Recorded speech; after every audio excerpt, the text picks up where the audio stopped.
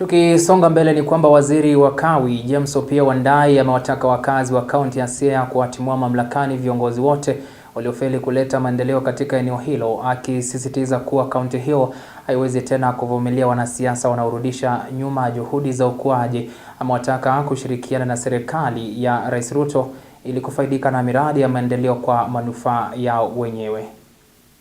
Wananchi wa eneo hili, hasa hii kaunti ya Siaya, ile siasa ambayo hatutashughulika nayo ni siasa ya pata potea, siasa ya kubahatisha.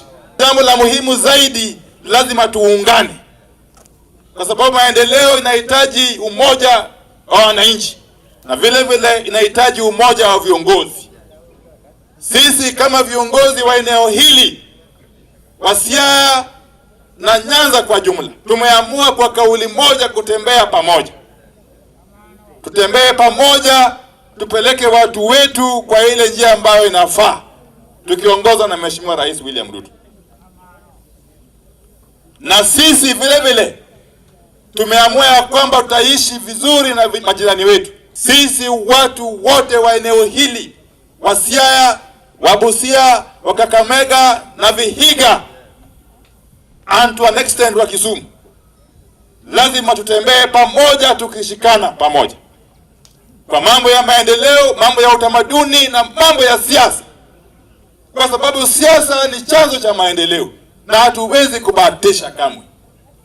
Kwa hivyo, kulingana na yale matendo ya Mheshimiwa Rais William Ruto, kulingana na yale kazi ambayo Mheshimiwa Ruto amefanya katika hii eneo kwa hii muda mrefu au mfupi, sisi kwa hakika ikifika mwaka ujao, bila shaka tutawaomba tuunge mkono Mheshimiwa Rais Ruto apate awamu yake wa pili.